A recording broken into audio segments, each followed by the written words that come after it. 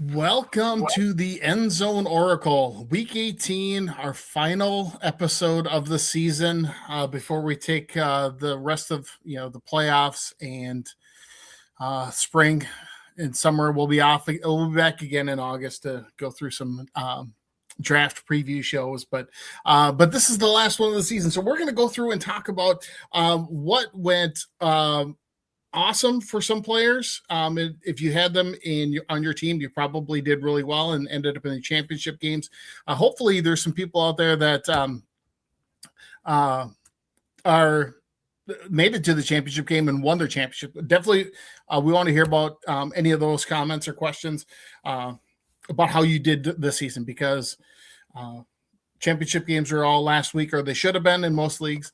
Maybe there's a couple that are finishing up this week, but for the most part, everything's pretty much settled. Playoff seedings are settled, so there isn't a whole lot going on.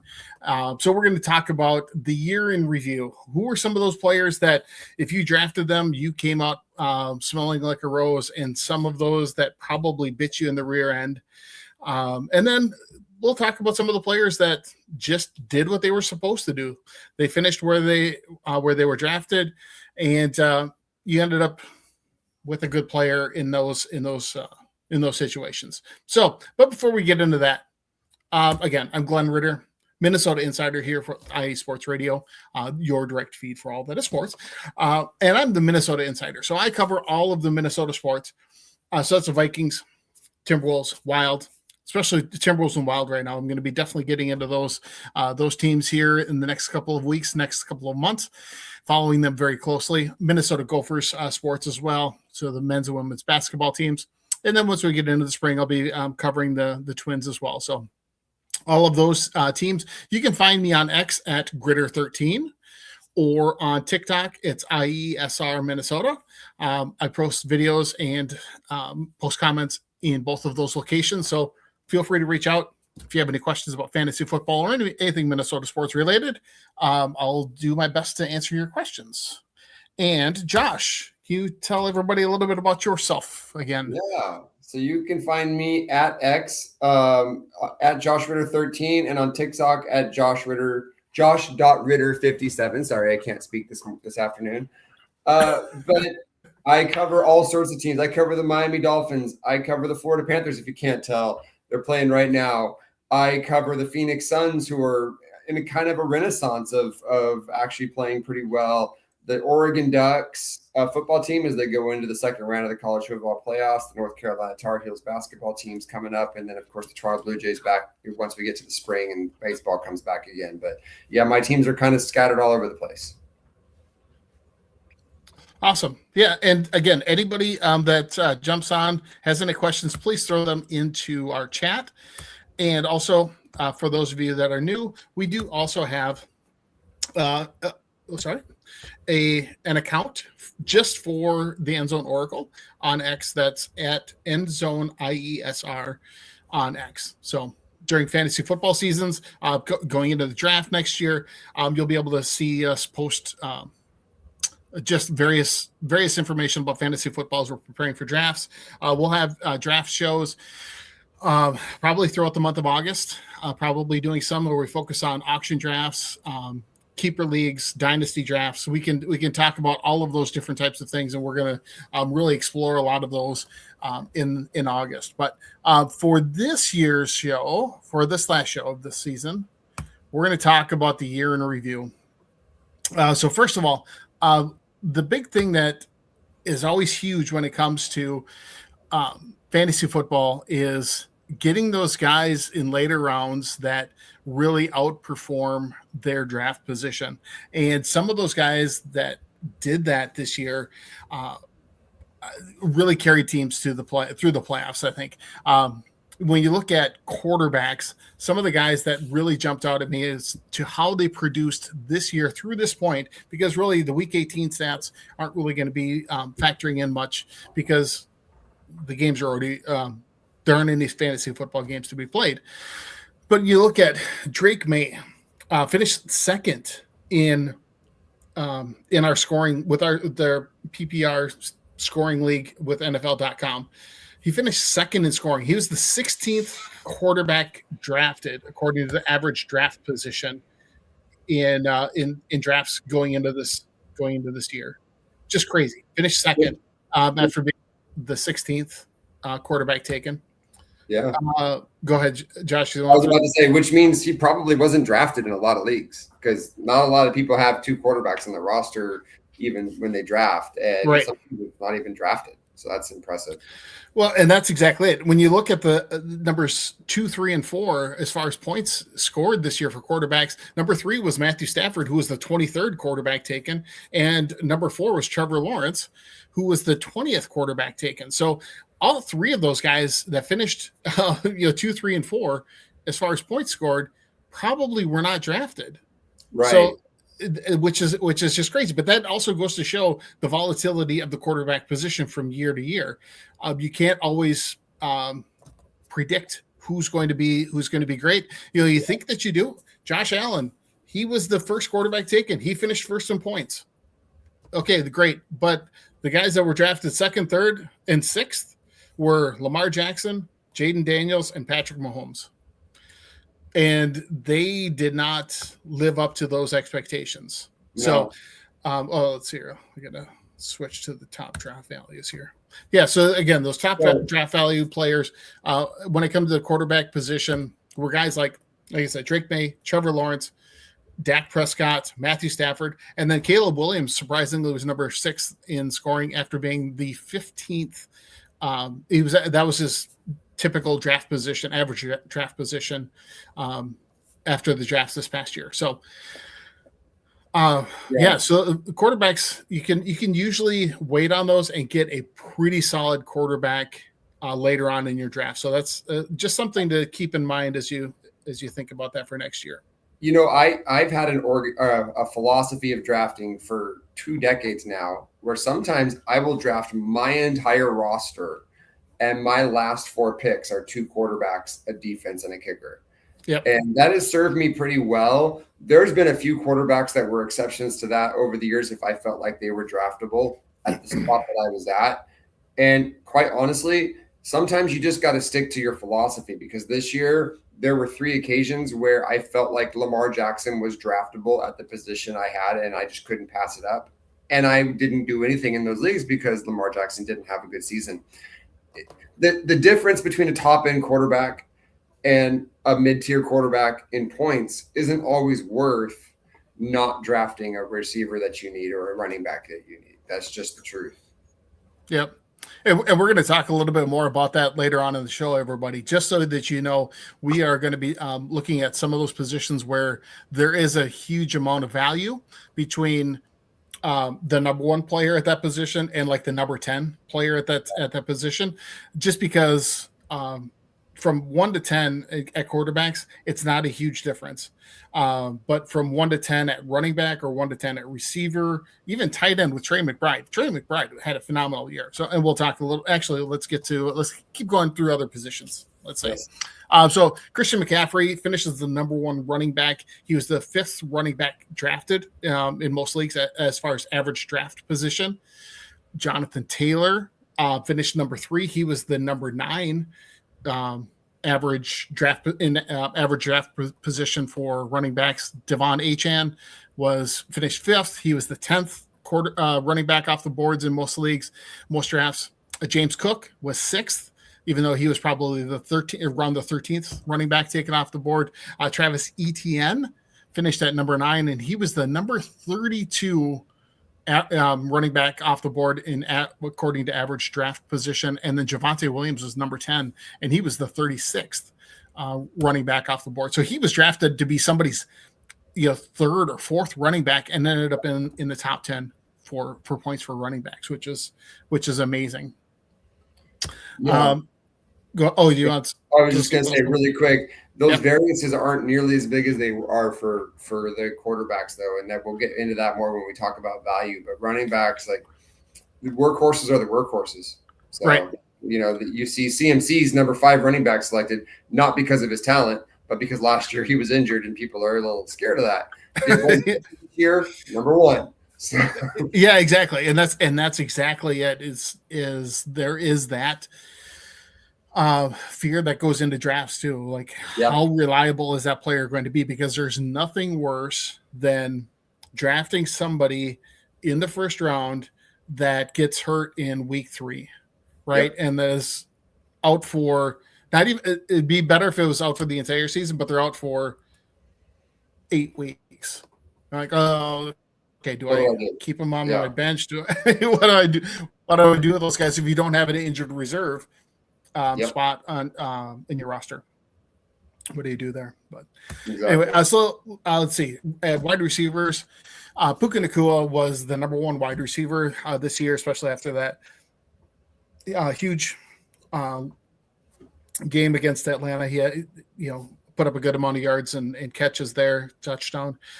Jackson Smith and Jigba. So actually, Puka Nacua was the number 7 wide receiver typically in most drafts. So again, for average draft position, and finished first. Jackson Smith-Njigba was the number 14 wide receiver according to average draft position, and ended up finishing second. George Pickens, surprisingly, although he's always had a ton of talent, was the number 28 drafted wide receiver, and he finished 5th. So which is fantastic. He really had a great year with Dallas. Part of that was because CeeDee Lamb was injured for part of the year, but so I don't know that he'd be able to keep that up next year. He also was dealing with a little bit of some of those attitude issues, I guess, a little bit. Because he's again super talented, but does he always make the best decisions off the field, and does he get along well with those in charge in Dallas there too? So, but otherwise, Chris Olave, always been a super talented receiver. He was the 36th wide receiver according to average draft position, and finished 6th. So had a huge year. Everybody was scared. Again, you go into the draft, you're like, okay. It to me, it reminded me of Terry McLaurin last year in 2024, where you're like, oh, he's a great receiver, but who's going to throw him the ball? Well, last year Jaden Daniels really stepped up, and Terry McLaurin was very successful. But going into the draft this year, we're like, okay, who's going to throw the ball to Chris Olave? It's like, okay, is it Spencer Rattler? And then they had Tyler Shock. Well, and then they started with initially it was Derek Carr, but he retired before the season even started, right? But like in training camp or something, can't remember. But just the disarray with the Saints. There was a reason why we were for much of the season we are always talking about a streaming defense to select is whoever is playing the Saints. By the end of the season, though, that wasn't the case. This renaissance of Tyler Shough being a really good quarterback out of nowhere, and Chris Olave benefited so much from that in the end of the season. Yep, absolutely. The offense for the Saints really came around as the season rolled on, and they're one of the best teams in the NFC South. They're going to miss the playoffs, but they're on fire right now, and they're probably both Atlanta and the Saints are probably playing better than the two that are actually really vying for that last playoff spot in Carolina and in Tampa Bay. Yeah, Atlanta's the best team in that division right now, no doubt. Right. Well, that's exactly it. But they're already on the outside looking in. Yep. But if they win, and Tampa Bay wins, I think it's still Carolina. But if it's a weird so Tampa Bay needs Atlanta to lose. And then if Tampa Bay beats Carolina, they're going to be in the playoffs. Yep. So, yep.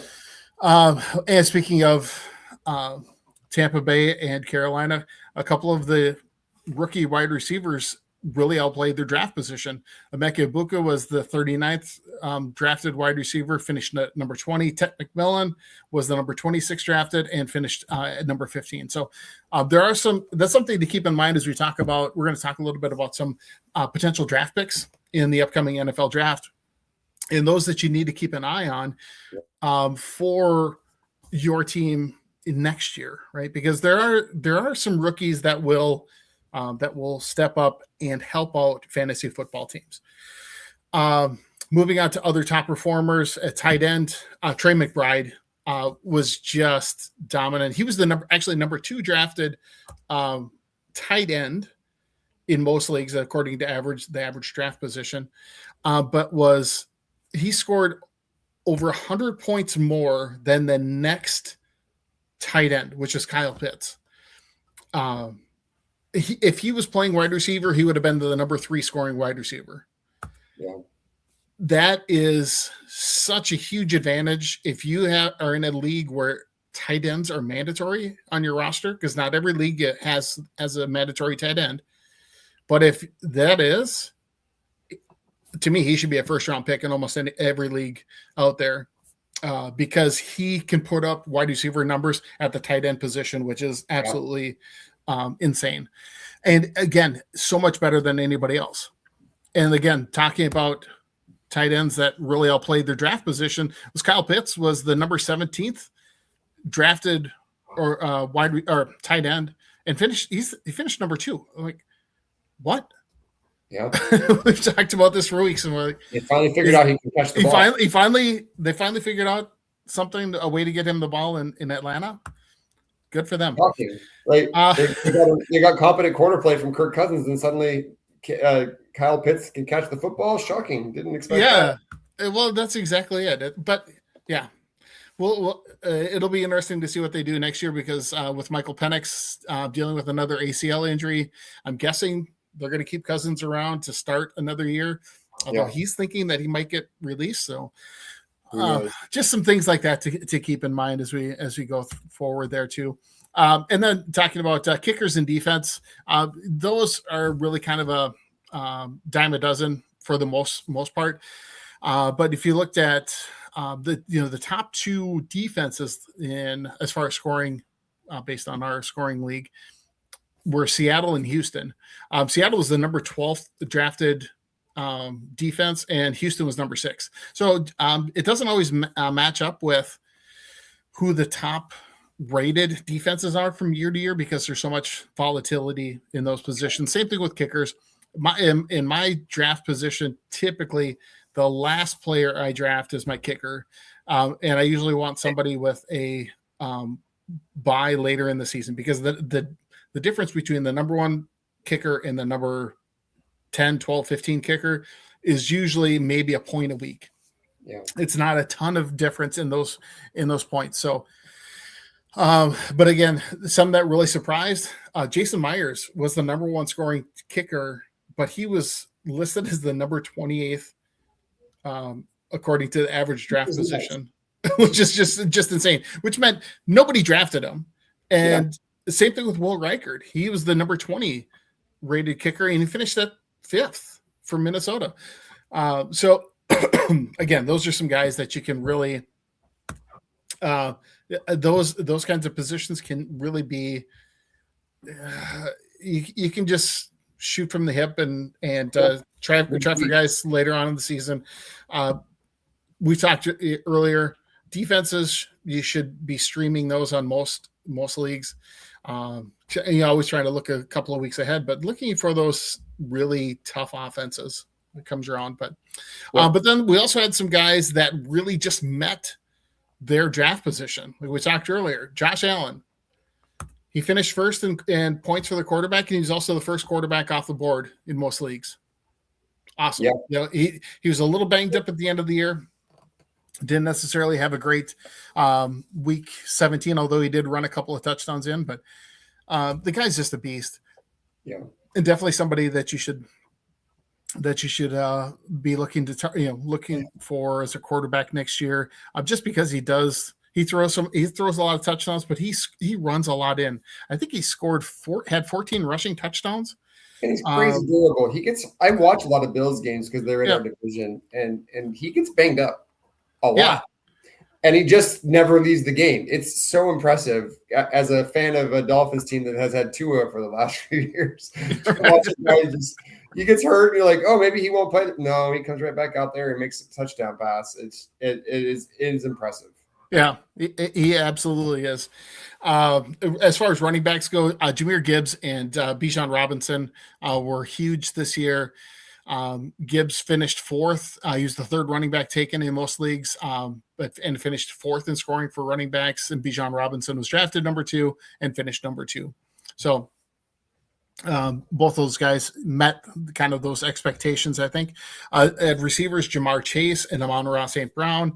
Jamar Chase was like the consensus number one overall pick. He finished fourth as far as wide receivers go, which is really pretty good considering how bad the quarterback play was in Cincinnati for much of the year. So you did get dinged a little bit there because of Joe Burrow being injured, but he's somebody that was putting up numbers no matter what. He had some of his best performances at the end of the season. So if you had Jamar Chase in championship weeks, he came through for you. Absolutely, he did. And then at tight end, I was really surprised by this one. Travis Kelce was the number 3 scoring tight end, but he was the 5th tight end drafted. I was shocked to see that he scored that many points. But I think part of that was he didn't really get injured this year, whereas some of the other guys that were drafted ahead of him did get banged up. Guys like George Kittle, Brock Bowers, both of them got injured a bit. And then let's see, moving on to defenses. Eagles defense was typically the first one drafted. They finished 4th. Steelers were the 4th typically drafted, and they finished number 4 in scoring. And then the Vikings were the 5th, and they had 5th drafted and ended up 7th. That was a lot of touchdowns, right? I think they had a fair amount of touchdowns on defense, didn't they? Who was that? The Vikings. I had a couple of big games with, especially the game against the Bengals early on in the season. Right. I think they had, Isaiah Rodgers had 2 defensive touchdowns. Yeah. But they got, they just, especially towards the end of the season, they were just keeping teams out of the end zone. They went 6 games in a row without giving up a passing touchdown. So they gave up some points, but not, gave up a lot of field goals, had some rushing touchdowns that they gave up. They weren't great against the run, which was a bit of a challenge. But otherwise, I mean, they were getting sacks. The last week against Jared Goff on Christmas Day, oh my gosh, it was just a thing of beauty. I mean, they sacked him 5 times. He threw 2 interceptions. They forced 3. He fumbled the ball 3 times. One on a strip sack where he got sandwiched between Andrew Van Ginkel and Dallas Turner. By the way. What's that? 2 ex-Dolphins, by the way. Yeah, exactly. Well, yeah. Anyway, so it was. That's funny. Yeah, it was awesome. It was great to see their defense do that well, and I hope that Brian Flores is going to be back here. As a Minnesota Vikings fan, I love what he's done with the defense. He has really made them just outstanding. So, anyway, so those teams all met kind of their draft position. And then when it came to kickers, there were some that at the top stayed at the top. Brandon Aubrey was the first kicker drafted usually, and he finished number 2 because he's got such a strong leg, especially if you've got a league where it rewards points for field goals of over 50 yards. Guys like Brandon Aubrey, Will Reichard, he set the Vikings single season record for most 50-plus yard field goals in a season. Cameron Dicker also did well. He was the number 2 kicker drafted. He finished 4th. Chase McLaughlin, number 4 drafted and finished 7th. And Kaimi Fairbairn was the 5th drafted kicker and finished 3rd in scoring for kickers. So that is something to start looking at with kickers. I don't really spend a lot of time thinking about my kicker usually in drafts, but there are 5 or 6 kickers now where they'll routinely roll them out there for 60-plus yard field goals. And if you're in a league that gives the points for long field goals, that's something to keep an eye on, is which of these teams feel comfortable letting their guy kick a 55 to 60-yard field goal, because they're doing it like it's a 40-yard field goal nowadays. It's impressive. Yeah, that's exactly it. Because there are a few guys that are like that, right? There's Brandon Aubrey, obviously. Cam Little, who kicked that 70-yarder in preseason, and then I think he broke the record earlier this year, right? Didn't he? Mm-hmm. I think so, in Jacksonville. Yeah. And then Will Reichard is he's been a great kicker for the Vikings since they drafted him. And Charlie Smythe, someone to keep an eye on, a kicker that the Saints brought in about a month and a half ago. but he's been kicking 60+ yard field goals pretty routinely since then. He's someone to look at next year as well. Yeah, well, and that's exactly it. Is the number of guys that can kick a ball that far accurately is not something that we've seen in the NFL until just recently, until the last couple of years. And I just don't know if they're going to do something to try and curtail that, or if we're going to see people setting the record at 70, 75 yard field. I don't know how you can make it more penal. They already make you start at the field position of the missed field goal instead of the line of scrimmage. And the college doesn't even do that. Right. So at this point, I don't know. You just gotta let these guys do it. And fans love it. When a guy kicks a 65-yard field goal, we're all watching it on yeah, absolutely. So I don't think it's a play that the NFL should try to get rid of. I think that encourage them, because there is a risk reward there. It's still a fairly likely chance they'll miss it, and then you're giving the team the ball on the other side of the field. So it's something to think about. Yeah, exactly. Well, that could be it. I mean, you could miss a field goal and the other team would be in field goal range already. And a lot of these big leg kickers miss layups. Yep. And I think that's something that also the NFL has to watch for is, do we have to move the extra point back? Well, sometimes you'll see a kicker hit a 60+ yard field goal, but have 2 missed extra points. Right. So you never know. Well, and I think one of the things that they've done recently that has helped the kickers is that they give teams the K ball ahead of time, so the kickers can work on the ball and kind of break it in a little bit, so that it is a little bit more forgiving when they kick those field goals. Exactly. Which didn't used to be the case, because when they switched to the K balls, it was a huge thing. So anyway, so let's talk some more. Let's look at those guys that really derailed your season. We talked a little bit about some of the guys already here, but some of those people that really didn't perform up to their average draft position. Quarterbacks, Lamar Jackson, we talked about him earlier. We both dealt with that in some of our leagues this year. He's always been such a dependable player, being able to get yardage on the ground and through the air, no matter who they have as receivers. But he got banged up and just wasn't the same this year. Jaden Daniels had the sophomore slump. He went because Lamar Jackson went from number 2 drafted, and he finished 19th in scoring for quarterbacks. To kind of put that in perspective, Jaden Daniels, who was banged up this year, was the number 3 quarterback off the board. Really had a sophomore slump, and ended up finishing number 33 in points scored for quarterbacks. Again, injuries played a big part of that, but he really wasn't a dominant player all season long. When he was healthy, beginning of the year, he just didn't really perform all that great. And then Patrick Mahomes, we've talked about on previous episodes. He was the number 6 drafted quarterback, finishing 10th. Obviously, tore his ACL. Not sure what's going to end up happening for him next year, but you have to be cautious of that. And it's one of those things where if it's me, I'm going to be staying away from Patrick Mahomes in every single draft next year, because a big part of what makes him successful is his ability to improvise. And if he can't move around as well as he does before the ACL injury, I just have a tough time believing that he's going to be able to do a lot coming back next year. He's never been a great regular season quarterback. He's kind of the inverse Phillip Rivers, where Phillip Rivers had this great regular season every year and then would just kind of not do anything in the playoffs. It's Patrick Mahomes has been the opposite. He's never been one of the top 5 or 6 quarterbacks in fantasy football. He just gets it done in the clutch.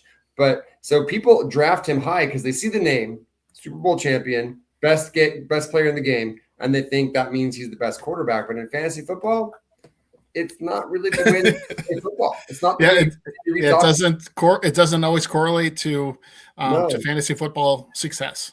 Right. Absolutely. All right. So some of the other draft busts this year, Saquon Barkley just had a rough year. He was the number 1 running back drafted, finished number 14 at running back. Bucky Irving, who was somebody that I was really high on, drafted in a Mhm. couple of different leagues. He was the 8th running back off the board, and he ended up finishing 35th in A lot points of that for was running backs. injuries, though. He did play well in certain stretches when he was in the He, game. he played well early in the season, and then after he got banged up, he just didn't come back No. like we expected him to. When he was healthy, quote unquote healthy, he wasn't the same player. He was still, Rashad White stepped up for quite a while during the season, and Sean Tucker picked up roles. And when you look at his game last week, I think he had 9 carries for 19 yards, something like that. Yeah. It's like, yeah, and maybe a couple of catches for 6 yards. I think is about what his numbers were last week. So definitely, it was a rough stretch for him. Moving on to wide receivers, obviously Justin Jefferson, we talked about him quite a bit. Quarterback issues here in Minnesota was awful. He was the number 2 wide receiver off the board, finished number 25 in points for wide receivers. CD Lamb was banged up a little bit, missed a couple of games this year, but he was the 3rd wide receiver taken and finished at number 16. Brian Thomas, again, we lamented his play throughout the year.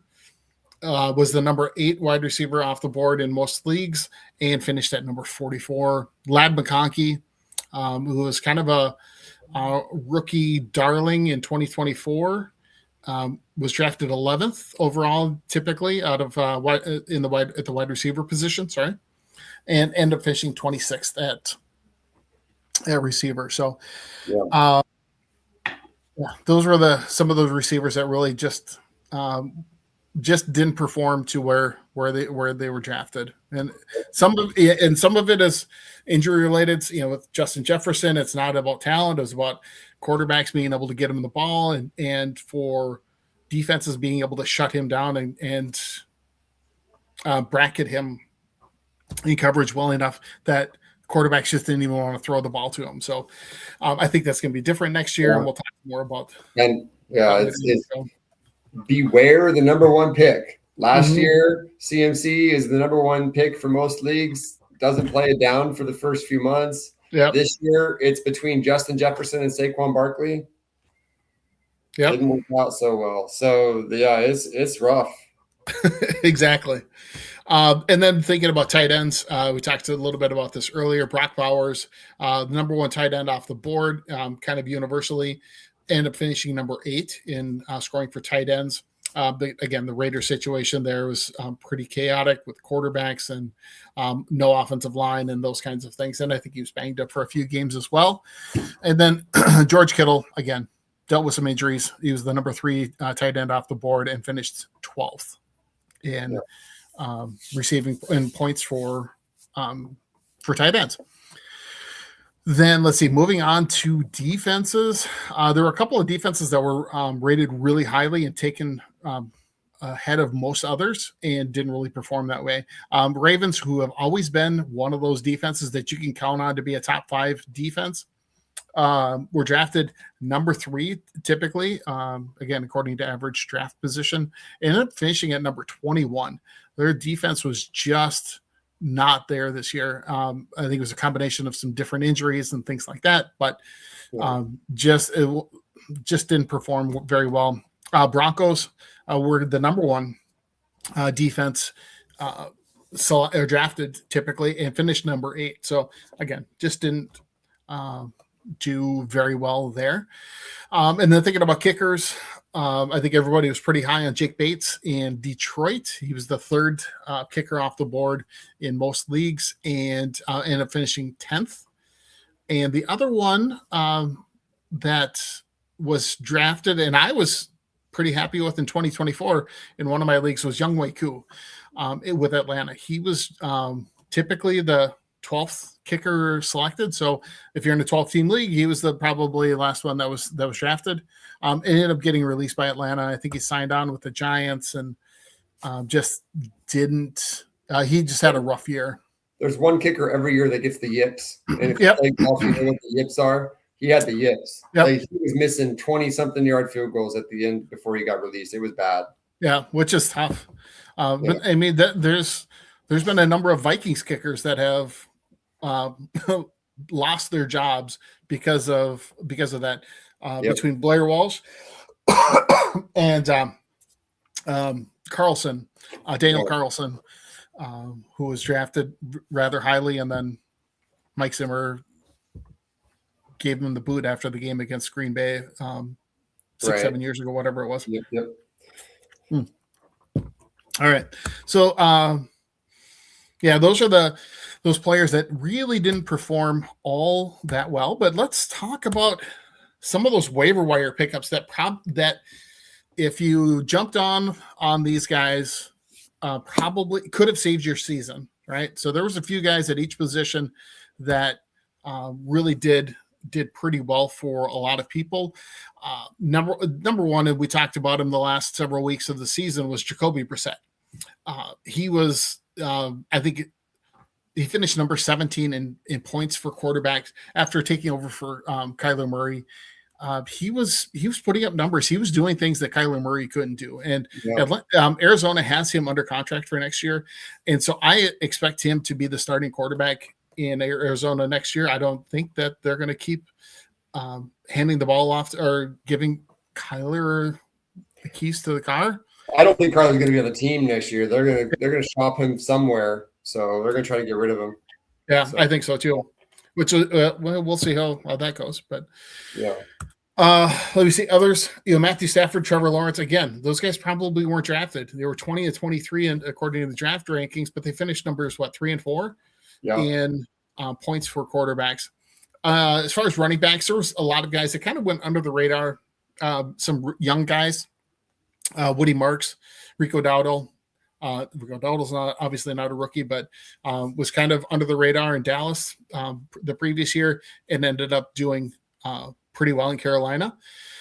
RJ Harvey, again, a rookie for the Cowboys, and then Cam Skattebo for the Giants, had just a limited season because the season ended early with injuries, but before he got hurt, he was an every week starter and somebody that I would definitely think about drafting and adding to your roster next year. Because that was one of the saddest fantasy moments of the year when Cam Skattebo got injured. Because he came on and he was a lot of fun to watch. And I know I had him in a league or two, and it was like found money. You just didn't expect it. And to see him get injured was such a bummer. Yeah, it was. And hopefully he comes back better than ever after the injury, but we'll see how that goes. At wide receivers, there were two guys that we were talking about quite a bit at the end of the season, and those were Wan'Dale Robinson and Michael Wilson. Wan'Dale Robinson actually finished 11th in scoring for wide receivers, and he was like the 70th selected average draft position for wide receivers. For the Giants, and Michael Wilson was even farther down on the list, and he finished at number 16. So those guys really came out of nowhere, did really, really well. Michael Wilson was able to benefit from the injury to Marvin Harrison Jr., but even after Marvin Harrison Jr. came back, he played pretty well there in Arizona. So I hope. Well, we'll have to see how it goes next year. I'm not sure if we'll talk a little bit about that later. Will there be a flash in the pan, or will this be, or will it come to fruition again? Will it be a dependable player next year? So, other waiver wire guys, Harold Fannin Jr. And not just Harold Fannin, not Jr. and Oronde Gadsden Jr. Both of those rookies were great waiver wire pickups at tight end. Yes.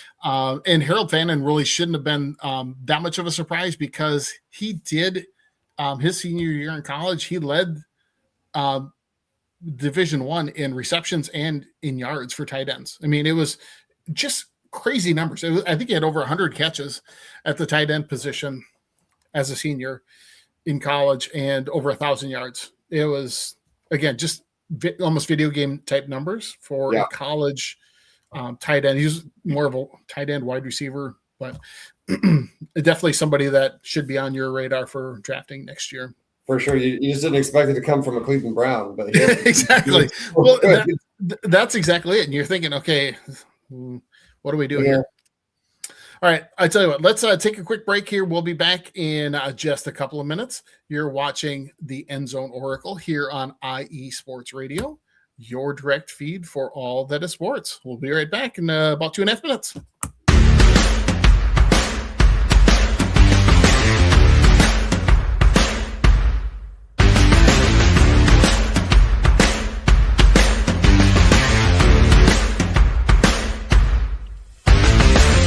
IE Sports Radio fans, this show is brought to you by Planet Jerky Premium Brisket Beef Jerky. Planet Jerky is the official jerky of the 2022 California League champion Lake Elsinore Storm, Single A affiliate of the San Diego Padres. This all brisket jerky has gluten-free options, contains no MSG, no sodium nitrate, is low in sugar, high in protein. Go to their website at planetjerky.net and follow them on Instagram at Planet Jerky. Planet Jerky, the jerky that's on a whole other planet.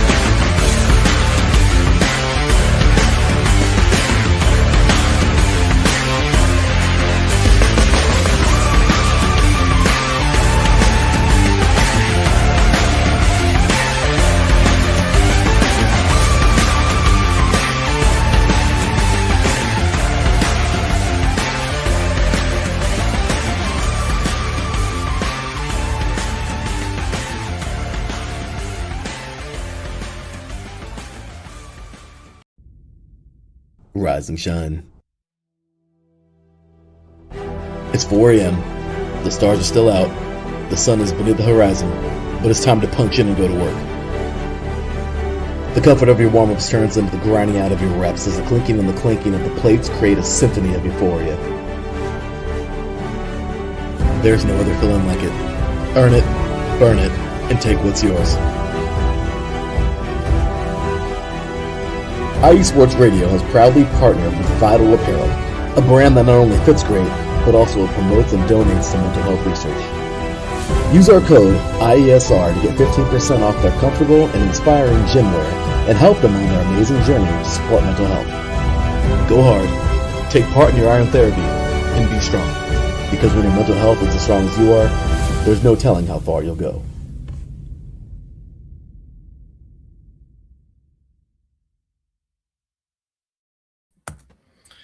All right. Welcome back to the End Zone Oracle here on IE Sports Radio, your direct feed for all that is sports. Please, please, please make sure that you check out our sponsors there. Planet Jerky, premium brisket beef jerky, absolutely fantastic product. It is just amazing. I always like I say this on every show. I've got bags at work. I've got a bag at home. Anytime I need a snack, that's what I grab. It's 100% premium brisket jerky. It tastes fantastic. No fillers. It's not tough. It's not gritty. It tastes great. It's just 100% goodness. Check it out. And then Vital Apparel. Two more days until your New Year's resolution kicks in, right? Thursday is New Year's Day, so that's when you're going to start working out. Going to be getting fit. If you need some workout gear, go to Vital Apparel. Got great workout gear. Use the code IESR, get a 15% discount. Some of the proceeds also go to mental health awareness and initiatives in our community. So definitely check them out. So anyway, again, please help out our sponsors there. All right, let's get back into our show here. And so the next thing I wanted to just talk a little bit about is just how to, try to value players by position, right? Because when you think about drafting players for next year, for me, I always try to look at, okay, what is the top guy in a position projected to do, and versus, okay, the number 10 guy. Okay, what's the difference there? And so when I look at that, so first of all, let's start with quarterbacks, right? As we mentioned earlier, Josh Allen, number one points scored for the position. He had 364.62 points in our league. The number 10 quarterback was Patrick Mahomes. He put up 285.68 points. That's a difference of 78.94 points. So when you think about that over the course of a whole season, that's what, less than 5 or 6. Yeah. I don't have a calculator in front of me, but Not a lot. it's not a ton on a weekly average. Yeah. The difference there. So quarterbacks, and like we talked about earlier, the number 3 and 4 and 5 quarterbacks were not even drafted, or drafted extremely late in the draft. So I think that just goes to show it. Sometimes it's better to wait and get the last starting quarterback and then the first one off the bench, right? You'd be the last one to get a starter and the first one to get a backup is kind of the ideal situation for quarterback drafting. Right? Then you have some options, right? And then if somebody gets hurt or somebody really doesn't perform well, then you can make a waiver wire move and pick up somebody like that Matthew Stafford or Trevor Lawrence that comes out of nowhere. And that's really where it comes down for me with the quarterback position. If you're in week 8 and your quarterback gets injured or your quarterback's on a bye and you don't like your backup option and you go on the waiver wire, you're finding a starter. It may not be the starter that you want, but there's choices out there that are going to get 60, 70, 80% of whatever your guy would get, right? Because they're playing every snap. Whereas if you need a running back really badly, depending on how deep your league is, if you're a 12-team league and you have a competitive league of 12 people that are actually actively trying to win, sometimes those waiver wire pickups are guys that are getting 4 or 5 touches a game. Yep. So if you're populating your bench with quarterbacks, then you're limiting your options in a draft. So frequently, I only draft one quarterback, no matter where I draft my quarterback. Yeah. Because I know I can go any week I need to and get a guy that may be injured or maybe he's on a bye and I don't need him that much, or maybe he's just not performing and say, okay, I can dump him and pick up this quarterback for a week and then I can pick up somebody else. Whereas in other positions, you just can't do that all the time. Right. That's a good point.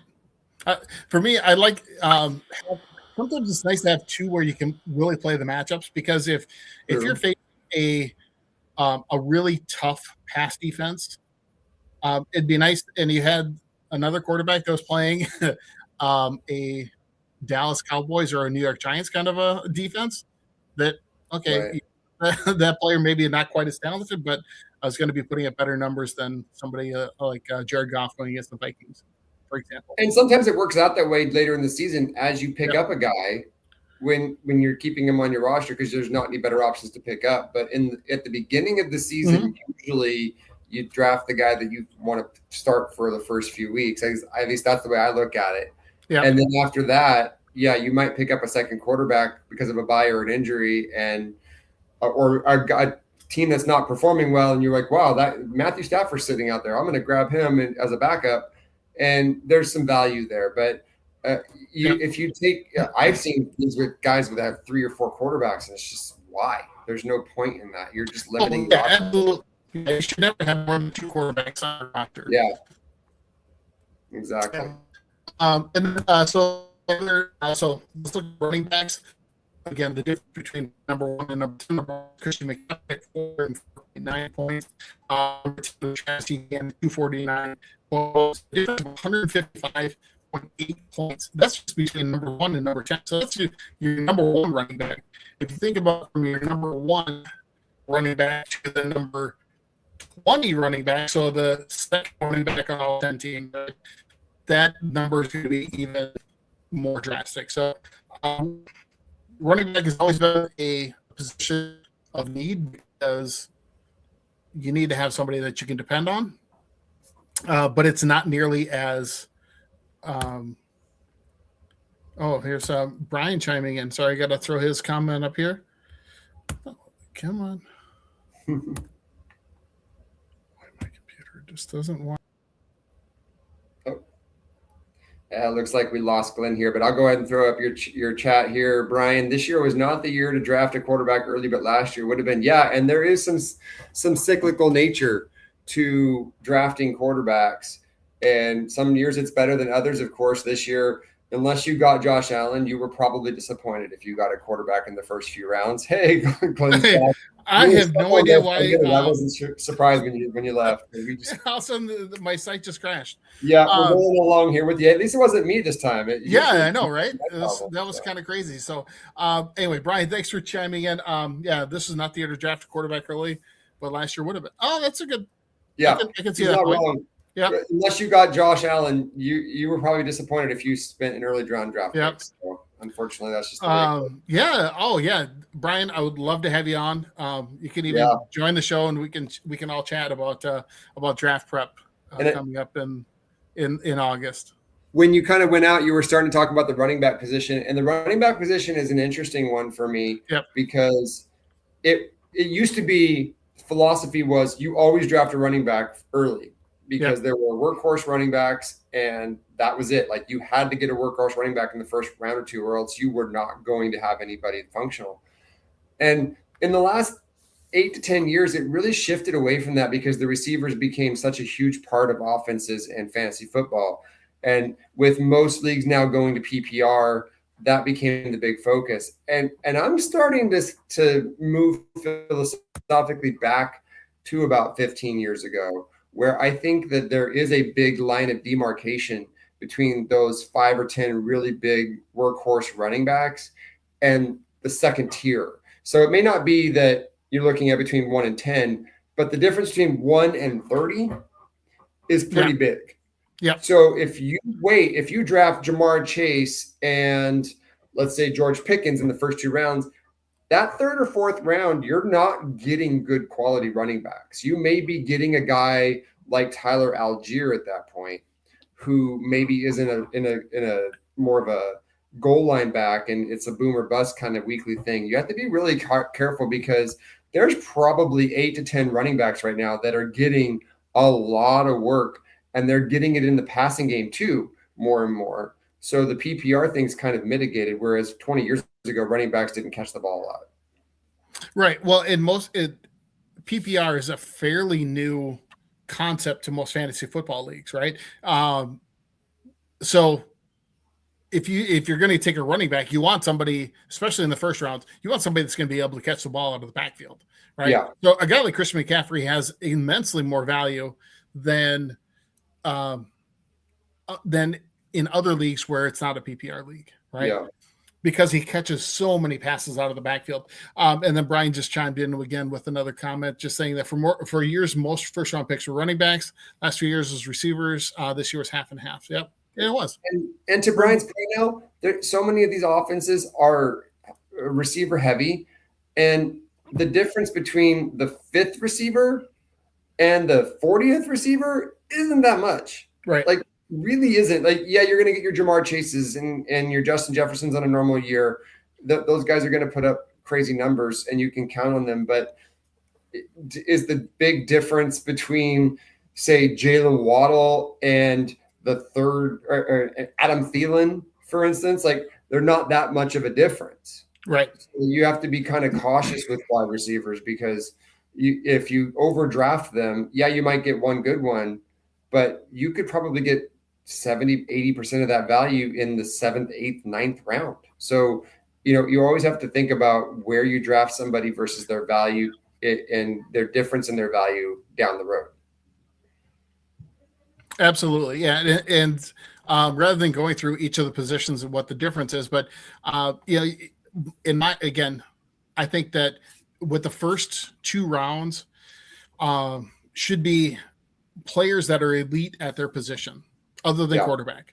Quarterback, again, is a position you can usually wait on, maybe a little bit depending on the scoring of the league. But in general, you want guys that are elite at their position. So when it comes to guys like Puka Nacua, Christian McCaffrey, Jonathan Taylor, Jahmyr Gibbs, Bijan Robinson, Trey McBride. Trey McBride is just such a unicorn at the tight end position. way more than what we've seen in recent history, I think.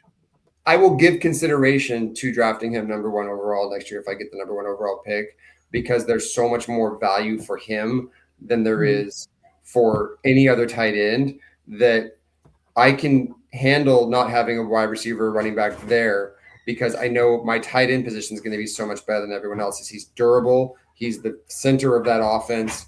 And I don't think it's a fluke what he just did. So I would. When you think about it, so last year he only scored 1 or 2 touchdowns, right? But had well over 100 yards, had over 1,000 yards receiving. It was just dominant outside of getting in the end zone. This year, he added the touchdowns to those receptions. He even had more catches. I think he's at 119 right now with a game to play, and 10 or 11 touchdowns, something like that. He's again, like when he scores, when he's at 100 points more than the next, then he's a number 3 wide receiver. Yeah, he would if he was playing wide receiver, his points would be number 3 in the list of wide receivers this year. Which is, so and you get that at the tight end position, like right. Well, that's exactly it. You get he comes with a tight end designation and puts up wide receiver numbers. Yeah, I can't fault, if somebody takes him in the first round, I have absolutely no disagreements with that at all. But again, guys like Puka Nacua, Amon-Ra St. Brown is pretty dominant. Jamar Chase. Who else as far as running backs go? I think James Cook is somebody that you're going to want, that you can rely on to. Devon Achane up there. Yeah, Devon Achane. Sorry, you can't forget about him. Yeah. They're just high volume guys that are going to break long runs, especially if you've got like bonuses for long touchdowns. Like those guys have to be in your lineup. Yeah, absolutely. So, all right, let's scroll through, get to my next thing. So let's talk about some of those stars that struggled this year, and let's talk about whether we think they're going to bounce back next year. So, starting off, Lamar Jackson had a rough year all the way around. Got banged up, really wasn't himself physically at the end of the year, and now there's some, unrest there. Is like, is he still going to be staying in Baltimore? Are they going to keep him around beyond this year? Which I can't imagine that being taken seriously by the Baltimore Ravens organization, right? I mean, he's after that hit piece. What's that? After that hit piece, I don't know. Yeah. That Baltimore Sun hit piece on Lamar Jackson, which was clearly done by the organization. If Lamar Jackson was back with the Ravens, I probably would take him off my board. Really? Okay. Yeah. Well, they can always trade him to Minnesota. We would love to have a quarterback. And if he gets traded to an organization, they're going to unleash him and make him back to the player he was. But I just think something's going on there. They may keep him just because they owe him so much money, and that's not really a tradable contract. Yeah. But there's something weird going on in Baltimore. I don't know what's going on there, but there's clearly some friction, and Lamar Jackson may or may not be highly motivated next year if he's still a Baltimore Raven. Just going to. Oh, that's too bad, because he's done so much for that organization. Yeah, they've been so successful, and anyway, that's just weird that they don't want to keep him around. But anyway, okay, so some other guys that really took a step back: Saquon Barkley. I imagine he's going to be one of those guys that is going to be on the list of guys that outperformed their draft position next year. So I wouldn't necessarily shy away from him because he does catch passes out of the backfield. Although the whole Eagles offense this year was a little discombobulated. They couldn't get the ball to A.J. Brown or Devontae Smith very well. And Jalen Hurts really didn't have a great year at quarterback. But I think he's going to bounce back. I do too. I think that that I think AJ Brown won't be an Eagle next year. I think they want to get rid of him. And I think that was a lot of the problem with the offense is there was just a lot of anger there. Yep. And I think that they're going to do an autopsy of their offense after the season and realize that they're a run first team and they'll get back to him. So I Yep. would. Yeah. Let's see some other guys. CD Lamb. I think so. George Pickens is going to be a free agent, right? After this year. I think Cowboys are probably going to try to keep him. Yeah. So I don't know what that's going to do for CD Lamb. It's such a tough situation. And he's obviously a very talented wide receiver. Dak Prescott put up huge numbers passing the ball this year, but I just don't know if they're going to be able to continually get him the ball as much as they were able to get the ball to George Pickens. Yeah, I wouldn't use a first rounder on him next year. Yeah.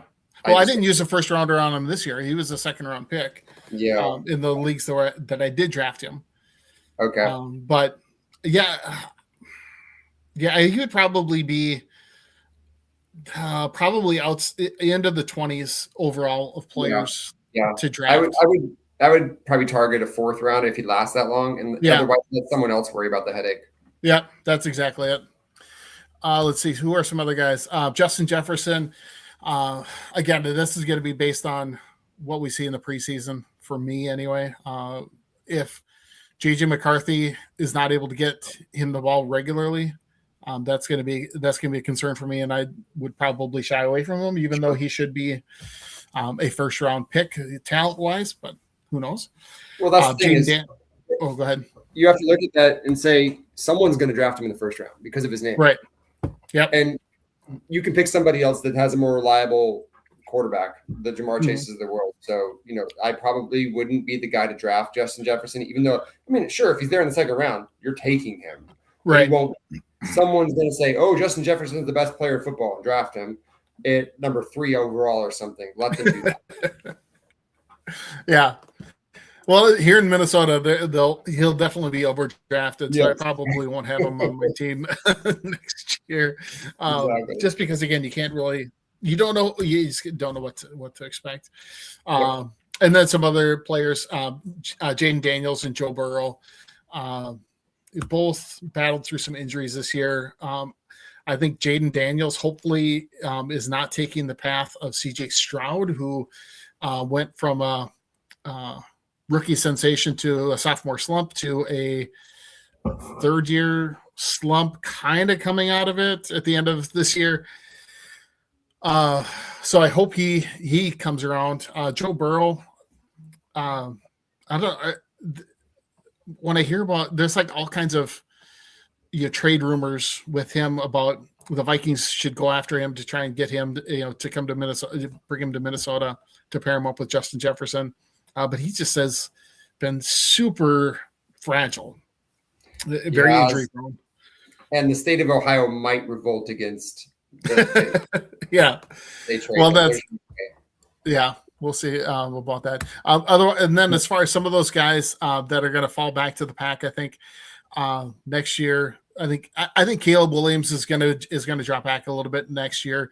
I'm sure he's got Ben Johnson, which is great.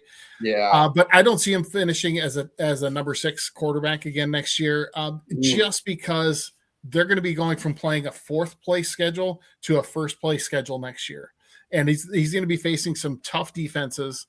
And I think there's going to be enough tape on him to be able to, teams are going to be able to scheme a good defense. Can I give a hot take that's going to kind of bounce off of that for you? All right. Yeah. I agree with you, but Caleb Williams is not the guy that I say that about. For me, it's Drake May. Oh, interesting. The Patriots have played literally nobody this year. Nobody. They beat the Bills once. Outside of that, they've had the easiest schedule. And I'm going to take you back to 2008 when the last time the Miami Dolphins won the division. They were 1-15 the year before, and they went 11-5 and won the division because they played the easiest schedule and won a bunch of games. And everyone said, "Oh my gosh, the Dolphins!" And then the next year they had a first place schedule, and they went right back to being the bad team they were before. I'm not saying the Patriots are going to be 4-13 next year, But I'm saying Drake May has Right. benefited from not playing a lot of high-level defenses, and they got hot.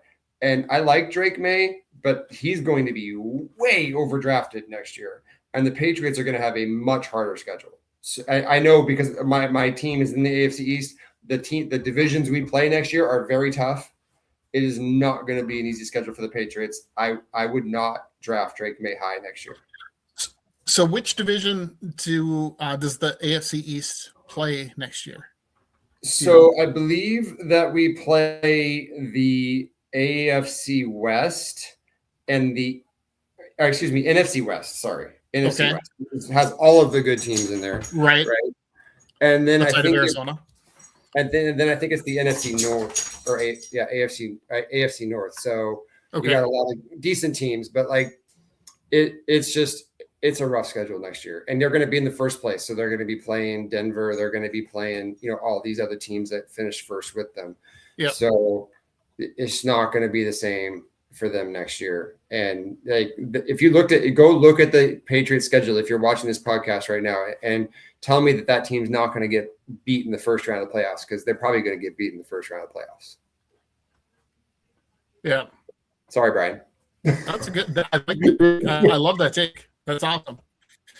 Let's see, some of the other guys that really again stepped up this year that I think are going to not be quite so productive next year. Michael Wilson, wide receiver in Arizona, Rico Dowdle. I don't know exactly how that Chuba Hubbard Carolina situation is going to shake out. I think Jacoby Brissett's going to stay the Arizona Cardinals quarterback, but I just don't know if he's going to be able to put those huge numbers that he did this year. Right. And then Kyle Pitts, again, I just can't trust him yet. I don't know. If I should have put this on because I think some of those guys are going to just go back to reality and just not really put up the numbers that they did this year. Anyway, I'll say one more guy that I think may come back to the pack, and we talked about him already. But I wouldn't put any stock in what you've seen from Wanda Robinson with the Giants because Neighbors is going to be coming back. Yeah. Okay. And those targets are going to go to him. And, I think it's a nice story, and he's not going to be a bad receiver from a football perspective, but from a fantasy, I wouldn't expect to see a repeat of what you saw this year. Yeah, so, absolutely. That makes sense. Yeah. I agree there. And then one that you probably won't agree with, actually, I know you won't agree with, is I don't think Puka Nacua is going to be as good of a receiver next year as he is this year. Okay. And the reason is because there's a lot of uncertainty about Matt Stafford's future, and there's no real plan at backup for them right now. And if they have a drop-off at quarterback, or maybe Matt Stafford has his swan song and his play kind of lessens a little bit, and you're starting to see the Rams kind of erode right now. I know Puka's been playing well, but their team's starting to erode. Matt Stafford may hang him up, and who knows who's going to be the ball to him. So absolutely, without Matthew Stafford there, both Puka Nacua and Devontae Adams would be downgraded in my rankings, and Kyren Williams would be upgraded because this is the first year that they've really gone from being a running team to being more of a passing team, especially in the red zone. Devontae Adams has like 14 touchdowns, and all of them are probably 1 or 2 yards. Right. So it's like they get close and then they throw it to Devontae Adams. Right. And remember, people, as you're watching this, just keep that in mind. I'm not saying Puka Nacua is going to have, 20 catches for 100 yards next year. I'm saying in it so far as where he was this year and where he will probably be drafted in August, he may not be the best choice to draft at 2 or 3 overall, which is probably where he's going to be drafted next year. Yeah. Oh, exactly. And then I think you really have to take that whole mentality into the draft next year of like not necessarily going with the consensus, what everybody else says, right? Go with your gut. You know, if there's some guys that you're like, oh man, yeah, he was great last year, but he's going to have a tougher schedule. There's going to be this, that's the reason I think you got to go with your old reliable guys that have shown it year after year, guys like Trey McBride, guys like Josh Allen, Christian McCaffrey, Jahmyr Gibbs, Bijan Robinson, those kinds of guys, because they are they are just stellar players at their positions, and definitely worth those high picks. So sometimes you want to just take a guy that's going to be there for you, even if he maybe isn't the number one guy at the end of the season. If he's finishing in the top 5 at his position, you came away with a good first round pick. Durability and consistent production. If you can get those 2 things from your first round pick, it doesn't matter if they're the number 1 in a given week. You're going to win a lot of leagues if you can just count on the guy you drafted first. Yep. All right. So moving on. So let's just talk a little bit about some of those top rookies for last year, because from this past draft, because some of them are going to be guys that you're going to want to make sure that you get onto your team next year, because there were a number of players that started out or that were drafted fairly highly, but probably were a little inconsistent this year. Mm-hmm. They're going to get better next year. So that's where some of those running backs come in. You got Omarion Hampton, Ashton Genty, Quinshon Judkins, Travion Henderson, RJ Harvey, Woody Marks, Cam Scadaboo, Kyle Monangai, and even Ja'Cory Krosky-Merritt. All of those guys really had significant roles in their offense this year, and I think those are going to continue to grow in future years. So keeping an eye on those guys. So there are some of those running backs that will help you out. Quarterbacks, Jackson Dart, I think this year was the one that really jumped out, was really doing really well for the Giants, and would definitely be worthwhile potentially having a roster spot next year. I don't know if any of the other quarterbacks, Cam Ward, Dylan Gabriel, Shedeur Sanders, Tyler Shuck. Shuck maybe Shuck. But again, it depends on he's somebody that I wouldn't necessarily draft, but he would be somebody that I would potentially pick up off the waiver wire if he has a good week 1, or try to target in that kind of a situation. I've already kind of given some thought to the idea that I may try to target in like rounds 13 or 14 of a draft, Jackson Dart to be my starting quarterback. Oh, interesting. Because I think with Malik Neighbors coming back and the confidence that he's shown as a passer and his ability to have timely runs, he gets a lot of rushing touchdowns actually. Yep. I think he could ascend into being he could have a Drake May type of year next year. Oh, absolutely. That's a good point. So I think he definitely was the best quarterback in that class. Yep. I thought so during the draft process. I've always loved his game. And he just has an NFL arm, and he has moxie, and he's going to get Neighbors back. And keep an eye on what the Giants do this offseason. I wouldn't be surprised if they get another weapon. There's some talk out there that Jalen Waddle might be someone that they dangle if Dante Moore comes out in the draft to try to get up there and get Dante Moore. Oh, okay. So if you pair Waddle and Neighbors and Wanda Robinson together with Jackson Dart, that could be a top quarterback in fantasy. Yep. So. As long as he stays healthy. Because he got a couple of concussions this year and had to miss some games because of that. So that's true. But if you draft him later, which you will be able to do, right, the risk reward is there because with quarterback, you can always get another one. So you can take a risk on a quarterback that might get injured if you're not drafting them in the first 4 or 5 rounds and just say, hey, if it doesn't work out, I'll go get whoever, Tyler Shuck or whoever's got a good matchup that week and is playing pretty well, because Baker Mayfield might be out there. Those types of players that you can find every week in fantasy football. Absolutely. Then I think when it comes to some of the other players that were good rookies this past year that I think are going to be even better next year, you got Tretette McMillan, Emeka Egbuka, Matthew Golden, Isaac Tesla, who has been a kind of an underrated player for the Lions. But he does catch a ton of touchdowns. He does.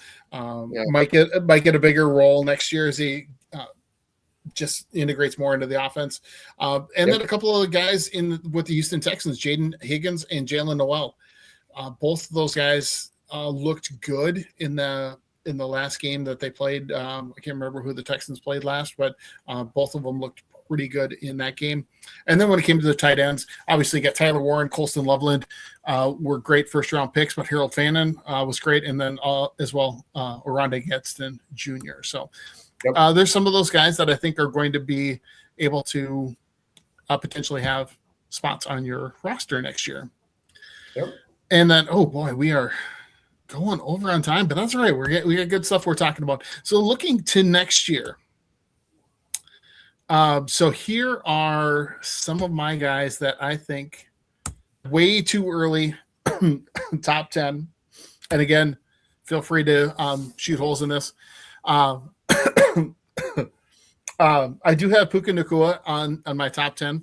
I probably listed higher on my sheet here than what I would probably actually draft him. But I think Puka Nacua, Jahmyr Gibbs, Bijan Robinson, Jamar Chase, Christian McCaffrey, Jackson Smith and Jigba, Trey McBride, Jonathan Taylor, Devon Achane, and James Cook would be the top 10 players that I would be looking at. If I came out of my draft with any of those 10 guys in the first round, I would be on cloud 9. Absolutely. I think the only two receivers that I'd be looking at in the first round for myself would be Jamar Chase and Jackson Smith and Jigba. Yeah. And it's really close between those two. I think Jackson Smith and Jigba is going to be probably seen as one of the best receivers in the league in a year or two.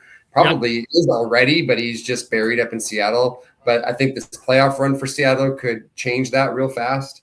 But I honestly, my top 5 might all be running backs except for Trey McBride.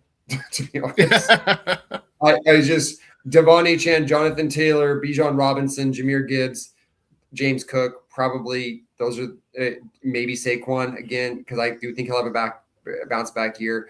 I'd probably take any of those guys over a receiver right now. Oh, okay, yeah, I can see that. What about? Did you mention? I might have missed McCaffrey or Jahmyr Gibbs. I might have, yeah. I mentioned Jahmyr. I think I might have missed CMC, but he's in there too. Oh, CMC, that's who I was thinking. He had a bounce back year and proved that he's durable again. So yeah, he's on that list too. I just missed it. Yep. Awesome. Okay. All right. Yeah. So those are some of the guys that I think would be the guys that I would want to take in my first round. And then some others that are going to be close. I'm hoping for a bounce back year from Brock Bowers, but we'll see what the Raiders do in the draft to address the quarterback situation.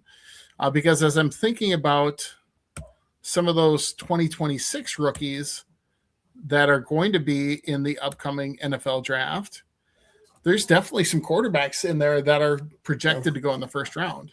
Not sure how well they're going to do right off the bat, but you'll get Fernando Mendoza and Dante Moore, who would potentially be going very high in the first round. Ty Simpson, I think, is projected more like a mid-first right now. Yeah. So we got some quarterbacks out there. Again, not everybody's going to be a Jackson Dart and be able to, or Cam Ward and be able to start from day one. But even as they're starting, there's going to be some growing pains with quarterbacks like that. But when I think about running back, Jeremiah Love from Notre Dame, he's somebody that could probably step in, whoever drafts him, and be their number one running back. So he would definitely be somebody that you could look at in second, third, fourth rounds, something like that, as an upside type of player.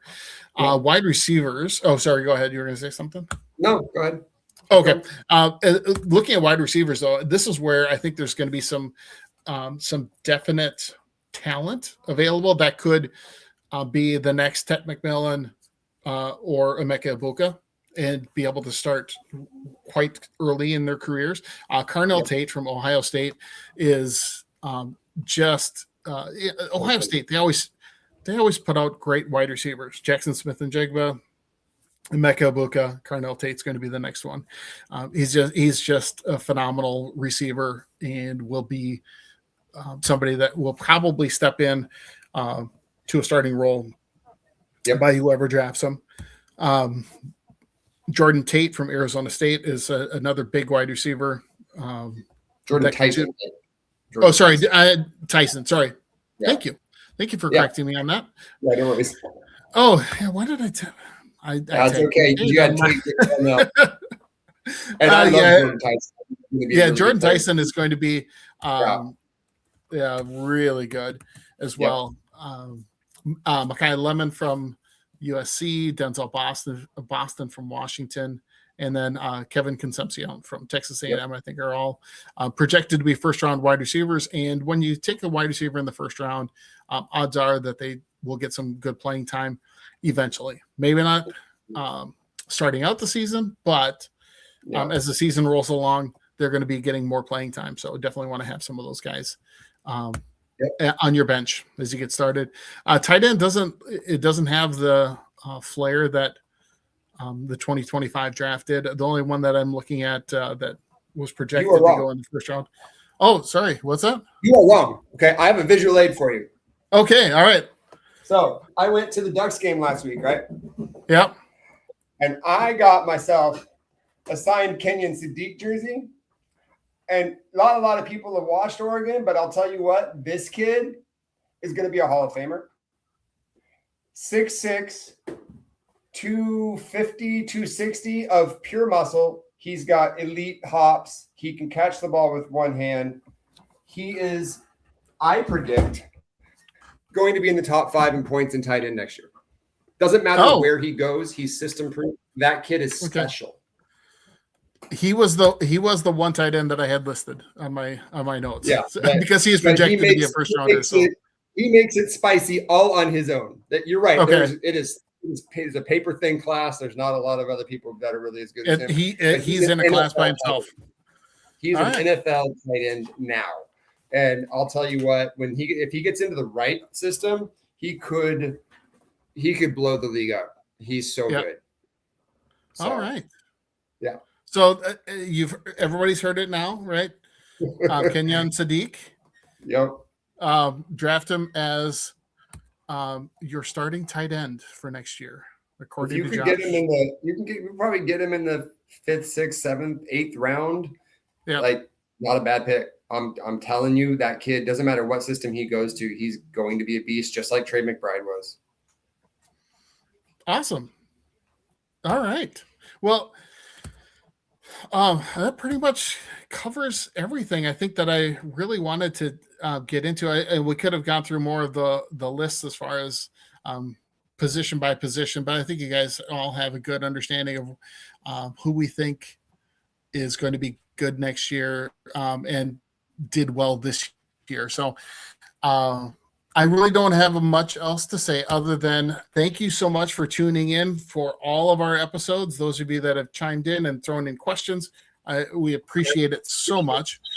Josh, again, thank you so much for being here to help me run this show and to put all of this out there for everybody. We will be back in August to go through, talk about draft again. And we might even have a quick little, I'll maybe throw some videos out on X or on TikTok, just even about the draft. And, throwing out some ideas of, okay, who are some of the guys that were just drafted? Where did Kenyon Sadiq go?